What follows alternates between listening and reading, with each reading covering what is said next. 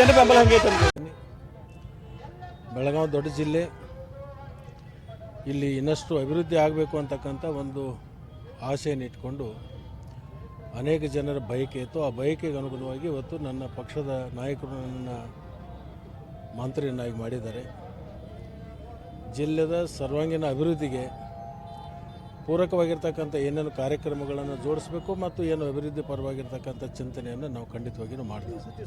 ಮಂತ್ರಿ ಸ್ಥಾನ ಸಿಗಬಾರದು ಕೆಲವು ನಿಮ್ಮಲ್ಲೇ ಗುಂಪು ಮಾಡಿ ನಿಮ್ಮ ಕೆಳಗೆ ಮಾಡ್ತಾಯಿದ್ದಾರೆ, ಅವ್ರ ಬಗ್ಗೆ ನನ್ನ ಗಮನಕ್ಕೆ ಆ ಥರ ಏನು ಬಂದಿಲ್ಲ. ಎಲ್ಲರೂ ನನಗೆ ಸಚಿವ ಸ್ಥಾನ ಬೇಕು ಅಂತಕ್ಕಂಥದ್ದು ಅನೇಕರು ಕೇಳ್ತಾಯಿದ್ರು, ತಪ್ಪೇನಿಲ್ಲ. ಆದರೆ ಲಕ್ಷ್ಮಣ ಸವದಿ ಕೊಡಬಾರ್ದು ಅಂತಕ್ಕಂಥದ್ದು ಯಾರು ನಮ್ಮ ಗಮನಕ್ಕೆ ಬಂದಿಲ್ಲ. ಅದು ಬಟ್ ಒಳಗಡೆ ಇದಿದೆ ಕೊಡಬಾರ್ದು ಅಂತಿತ್ತು. ಈಗ ಒಂದು ಕಡೆಗೆ ಯಾಕಂದರೆ ಲಕ್ಷ್ಮೀ ಬಳಕರಿಗೆ ಮಿಸ್ ಆಗಿದೆ, ಕೆಲವು ಹಿರಿಯರಿಗೆ ಮಿಸ್ ಆಗಿದೆ, ಅವರೆಲ್ಲರೂ ಏನು ಮಾಡ್ತಿದ್ದಾರೆ ಸೌದಿ ಕೊಟ್ಟಿದ್ದ ಈ ಪಕ್ಷ ಬಿಟ್ಟು BJP ಪಕ್ಷ ಬಿಟ್ಟು ಕಾಂಗ್ರೆಸ್ಸಿಗೆ ಬಂದಿದ್ದರು, ಆದರೂ ಸಚಿವ ಸ್ಥಾನ ಕೊಟ್ಟಿಲ್ಲ. ಆ ಥರ ಯಾರು ಕಾಮೆಂಟ್ ಮಾಡಿದ್ದು ನಾನು ಕೇಳೇ ಇಲ್ಲ. ಎಲ್ಲರೂ ಭಾಳಷ್ಟು ಜನ ಕಾಂಗ್ರೆಸ್ ಶಾಸಕರು ನಾಯಕರು ಸೌದಿ ಅವರಿಗೆ ಹಿಂದೆ ಕೊಡಬೇಕಾಗಿತ್ತು, ತಡವಾಗಿ ಕೊಟ್ಟಿದ್ದಾರೆ, ಒಳ್ಳೆಯದಾಗಿದೆ ಅನ್ನುವಂಥ ಮಾತುಗಳನ್ನು ಹೇಳಿದ್ದಾರೆ. ಯಾವ ಖಾತೆ ಮ್ಯಾಗ ಸರ್ ಕನಿಷ್ಠ ಬಹುಶಃ ಸೋಮವಾರ ನಿಮಗೆ ಗೊತ್ತಾಗುತ್ತೆ.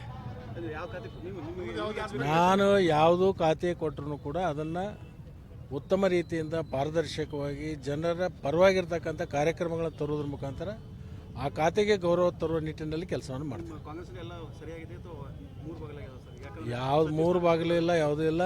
2 ದಿವಸದಾಗ ಎಲ್ಲ ಸರಿಯಾಗಿದೆ, ಇನ್ನು 2 ದಿವಸದಾಗ ಅದು ಸರಿಯಾಗಿದೆ. ಸರ್, ಈಗ DK ಅವರು ತಮಗೆ ಮತ್ತೆ ಸ್ವಲ್ಪ ಜವಾಬ್ದಾರಿ ಜಾಸ್ತಿ ಕೊಟ್ಟರು ಅಂತ ಬೆಳಗಾವಿಯಲ್ಲಿ ಇರುವಂಥ BJPನೂ ಕಾಂಗ್ರೆಸ್ ಮಯ ಮಾಡಬೇಕಂತ ಹೇಳಿ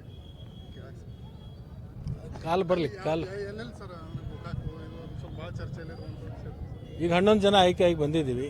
ಅದು 14ಕ್ಕೆ ಹೋಗಿ ಮುಟ್ಟಿಸ್ಬೇಕು ಅಂತಕ್ಕಂಥ ಒಂದು ನಿರೀಕ್ಷೆ ಮುಖ್ಯಮಂತ್ರಿಗಳಿಗಿದೆ, ನಮ್ಮ ಜಿಲ್ಲೆಯಲ್ಲಿರ್ತಕ್ಕಂಥ ಎಲ್ಲ ಶಾಸಕರಿಗಿದೆ. ಅದನ್ನು 14 ಮುಟ್ಟಿಸ್ಬೇಕು ಅಂತಕ್ಕಂಥ ಚಿಂತನೆಯಲ್ಲಿದೆ. Thank you.